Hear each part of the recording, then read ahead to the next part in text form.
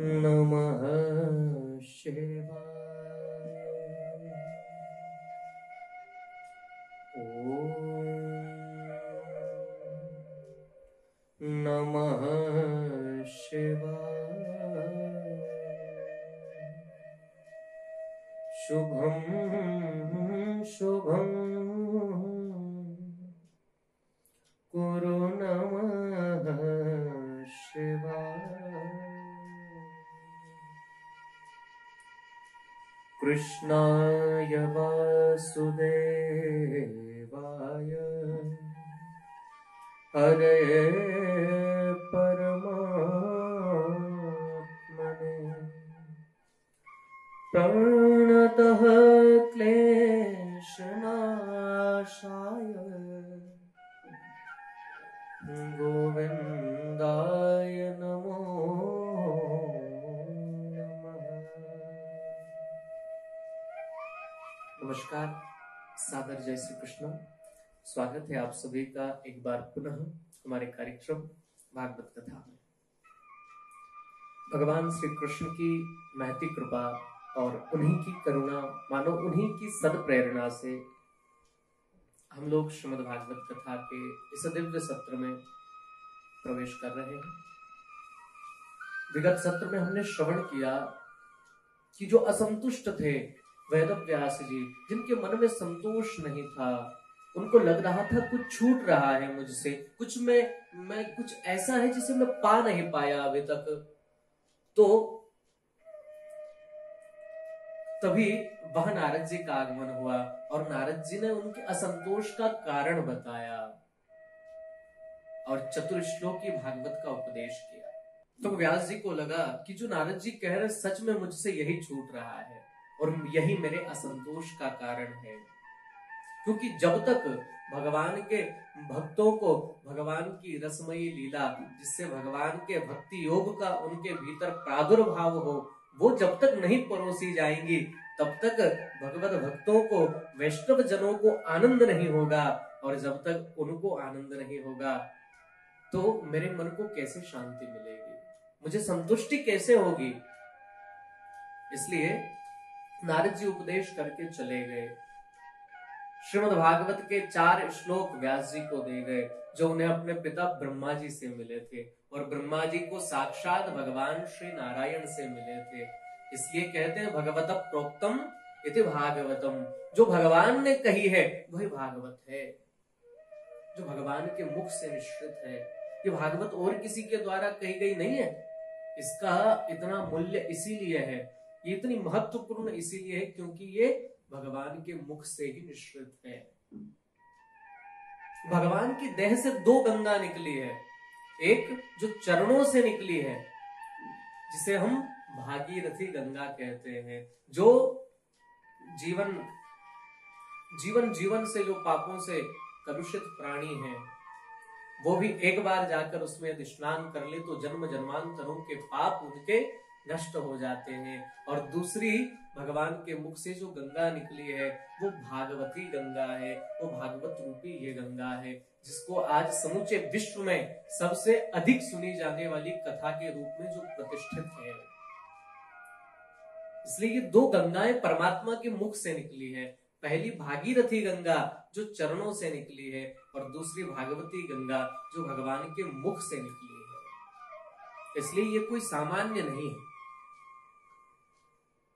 नारद जी तो चले गए, वेद व्यास जी ने उन 4 श्लोकों का मनन करना शुरू किया और जब मनन किया, निजध्यासन किया, परमात्मा हृदय के भीतर आकर विराजमान हो गए और व्यास जी धीरे धीरे उच्चारण करने लगे और श्री गणेश जी उसको लेखन कार्य करने लगे, लिखने लगे। और देखते ही देखते कब वो 4 श्लोक की भागवत 18,000 श्लोकों में परिणीत हो गई और दिव्य संहिता बनकर के तैयार हो गई। व्यास जी बड़े प्रसन्न हुए, बड़े प्रमोदित हुए, परंतु प्रसन्नता के साथ ही एक चिंता और मन में हो गई।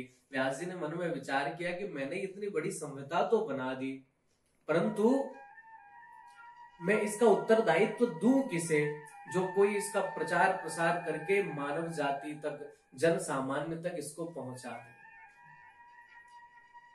भाई हम बहुत अच्छी चीज का क्रिएशन हमने किया है, बहुत अच्छी चीज का हमने निर्माण किया है, परंतु जब तक उसका प्रचार प्रसार नहीं किया होगा, जब तक उसको लोगों तक न पहुंचाया जाएगा, तब तक वो जन कल्याण के काम कैसे आ पाएगी। आपने बहुत अच्छी चीज बनाई है, पड़ी है आपके घर के भीतर, जब तक वो व्यवहार में, जब तक वो संसार के लोगों के सामने नहीं आएगी, तब तक उसका व्यापक उपयोग नहीं हो पाएगा, कोई व्यापक तरीके से उसका लाभ नहीं उठा पाएगा। तो व्यास जी ने मन में विचार किया, मैंने बनाई तो बहुत अच्छी है, इस संहिता की रचना बहुत अच्छी है, इसमें अद्भुत भगवान के चरित्र हैं, कथाएं हैं, परंतु इन्हें जन जन तक पहुंचाएगा कौन। मन में विचार किया है, प्रभु आप ही सुझाइए कि ये कथा कौन जन जन तक पहुंचा सकता है। आंख बंद कर जैसे ही भगवान का स्मरण किया, तुरंत अपने बेटे शुकदेव की याद आई।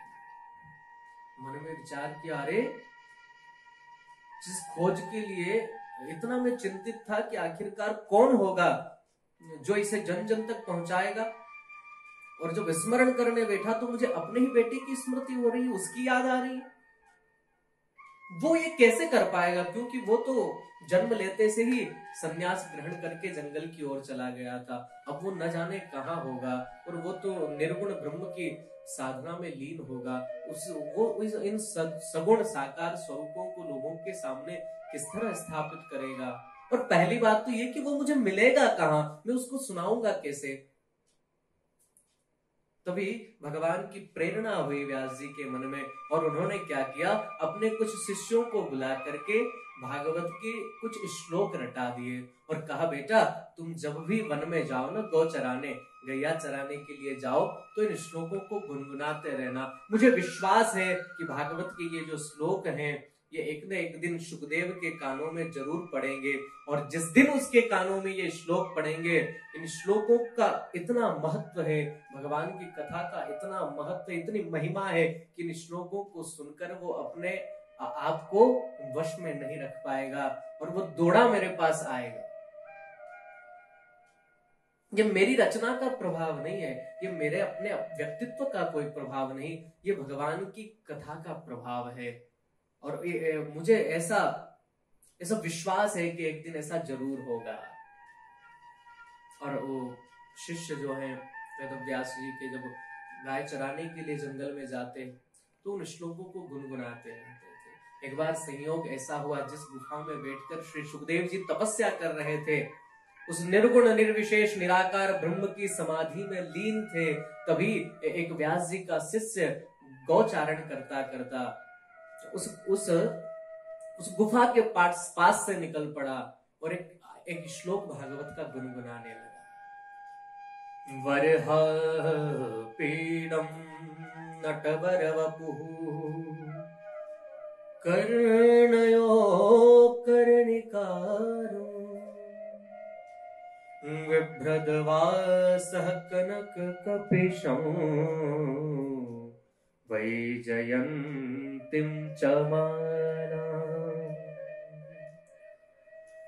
रन्ध्रान वेणुरधार सुधया पूरयन् गोपवृन्दै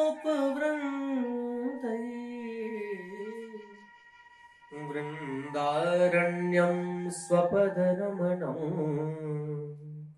प्रविशद गीत कीर्ति। बड़ा अद्भुत श्लोक गुनगुनाया। भगवान के स्वरूप का इसमें वर्णन है, भगवान का स्वरूप कैसा है। वरह पीडम, जिन्होंने मोर का पंख अपने माथे पर धारण कर रखा है। नटवर वपुः, जो नटों में श्रेष्ठ है, जिनकी सुंदरता का पूरा जमाना कायल है, जिनकी सुंदरता के पीछे करोड़ों कामदेव अपने आप को वार देते हैं। हमारे यहाँ सबसे सुंदर कोई देव है तो वो कामदेव है, परंतु जिसके पीछे करोड़ों कामदेव की शोभाएं भी फीकी पड़ जाती है, ऐसी शोभा मेरे द्वारकानाथ श्री कृष्ण की है, उस नंदलाल की है। तो नटवर वपुः, जो करोड़ों कामदेव की कांति को भी अपने सामने फीका कर देता है, और जो गाय चराते वक्त संध्या का जब समय हो गया तो भगवान गाय चारण करते करते अब संध्या के समय अपने घर की ओर चले, वृंदावन की ओर चले। तो गायों के पीछे पीछे भगवान चल रहे, आगे आगे गाय चल रही है। संध्या का समय हो रहा है, सूर्यास्त होने को है, और जब सूर्य अस्त होता है तो लालिमा छा जाती है। अब इधर भगवान जो है गाय लेकर वृंदावन की ओर जा रहे हैं। आगे आगे गायें हैं, पीछे पीछे भगवान। उन गायों के चलने से जो रज उड़ रही है, वो रज कण उड़ करके भगवान के ऊपर गिर रहे हैं, और जहां जहां भगवान के चलने के परिश्रम के कारण भगवान के मस्तक पर स्वेद अर्थात पसीने की कुछ बूंदें जो हो गई है, वो रज उड़कर जब उन बूंदों पर लगती है तो ब्रज रज का एक अपना मिजाज है। वो ऐसी चमकती हुई, जब माथे पर उन पसीने की बूंदों पर वो रज चिपक रही है तो ऐसा प्रतीत हो रहा है मानो भगवान के माथे पर मोती जड़े हों। और चलते चलते कभी कभी कोई पुष्प तोड़ लिया, एक कनेर का पुष्प तोड़ लिया, कभी इस कान पर लगाते, कभी उस कान पर लगाते। ग्वाल मंडलियां आपस में घेरे हुए हैं कन्हैया को और कहते, वाह भैया कन्हैया, तू तो बड़ा सुंदर लग रहा है, तू तो बड़ा सुंदर लग रहा है। प्राविशद गीत कीर्ति, भगवान की कीर्ति का गायन करते हुए वो ग्वाले चल रहे हैं।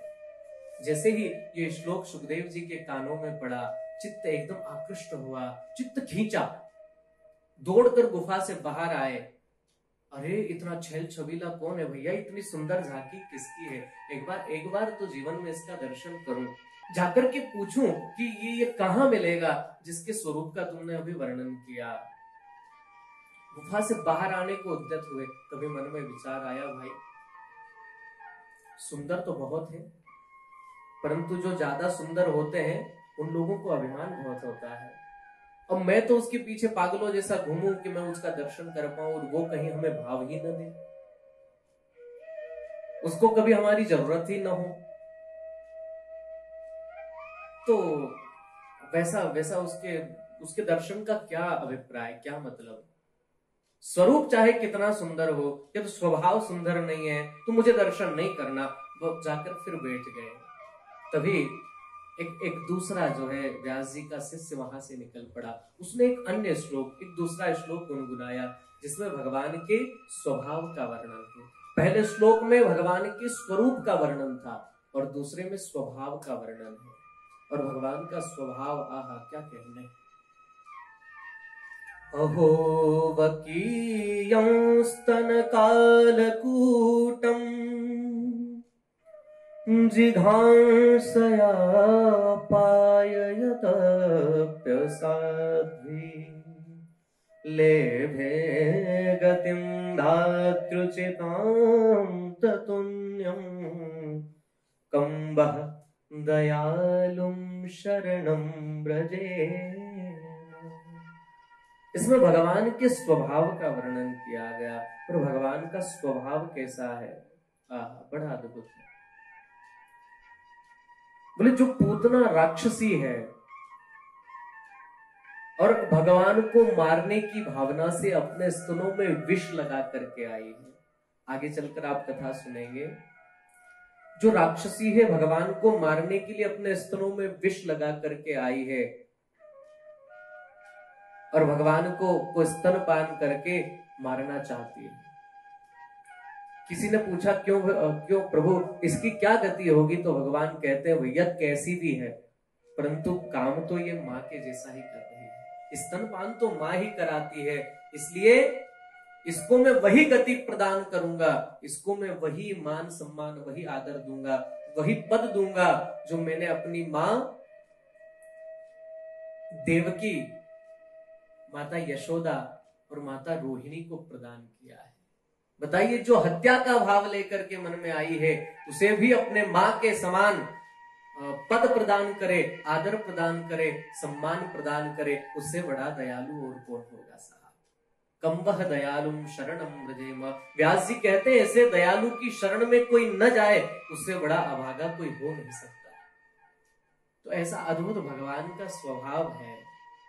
और जब भगवान के स्वभाव का वर्णन सुना तो सुखदेव जी अब की बार अपने आप को रोक नहीं पाए और दौड़े दौड़े बाहर आए। व्यास जी के शिष्य से कहा, भैया तुमने बड़े सुंदर सुंदर श्लोक सुनाए, कृपा करके 2-4 और श्लोक ऐसे सुनाओ ना, बड़ा आनंद आ गया। व्यास जी के शिष्य ने कहा, बोले मुझे तो इससे ज्यादा नहीं आते, यदि इससे ज्यादा सुनना है तो आप मेरे पिताजी मेरे गुरु जी के पास चलिए। सुखदेव जी ने पूछा, अरे आपको नहीं आते? बोले हाँ हमको तो नहीं आते। अच्छा आपके गुरु जी को आते? बोले हाँ हमारे गुरु जी के पास तो ऐसे 18,000 श्लोक है, हमने तो केवल आपको 2 ही सुनाए हैं। अब तो व्यास जी का चित्त, अब तो जो है सुखदेव जी का चित्त बड़ा प्रमोदित हो गया, 18,000 ऐसे ही श्लोक हैं। बोले हाँ कौन है तुम्हारे गुरु जी? बोले हमारे गुरु जी श्री वेदव्यास जी। जैसे वेदव्यास जी का नाम सुना सुखदेव जी मुस्कुरा पड़े। सुखदेव जी कहने लगे, देखो भगवान भी क्या क्या लीला करते हैं। जिस घर से भाग कर मैं आया, आज वही भगवान की कथा ही मुझे वहां तक ले जा रही है पुनः। सुखदेव जी कहते हैं, अरे व्यास जी तो मेरे पिताजी हैं। व्यास जी के शिष्यों ने कहा, तो प्रभु फिर देर किस बात की, चलिए ना। दौड़े दौड़े श्री सुखदेव जी अपने पिता के पास पहुंचे, प्रणाम किया। सुखदेव जी को देख करके व्यास जी की आंखों में आंसू आ गए। वेदव्यास जी कहते हैं, वह प्रभु आपकी लीला का अद्भुत चमत्कार है। जिस बालक को जन्म लेते से ही जाने से मैं रोक नहीं पाया, जिसे मेरा पितृ प्रेम नहीं रोक पाया, वो उस बालक को आपकी कथा, आपके चरित्र खींचकर मेरे पास पुनः ले आए। बड़ी आपकी मेहरबानी। आपकी कथा में कितना दम है, कितना पावर है। तो कथा का की ये विशेषता है। और भगवान कृष्ण का तो नाम ही कर्षयति इति कृष्णः, जिसका चरित्र, जिसकी प्रत्येक क्रिया, जिसकी प्रत्येक चेष्टा और उनके भक्तों को उनकी ओर खींचती है, वही तो कृष्ण है। और फिर वेदव्यास जी ने अपने पुत्र श्री सुखदेव जी को सांगोपांग विधि से संपूर्ण भागवत का अध्ययन कराया।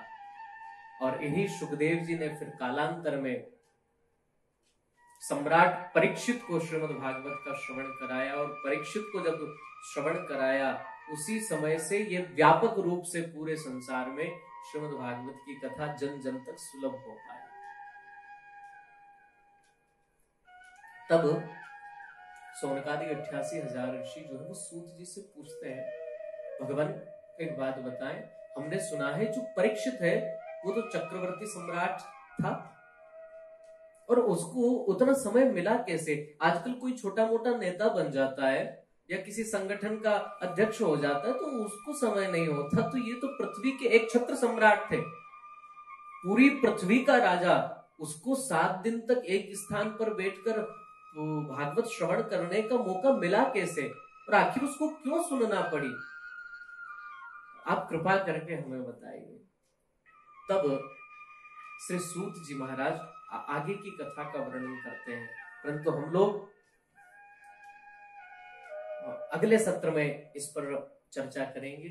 तब तक के लिए सादर जय श्री कृष्ण। आप सभी को एक बार पुनः बहुत बहुत धन्यवाद। आप भी सुने और उनको भी सुने।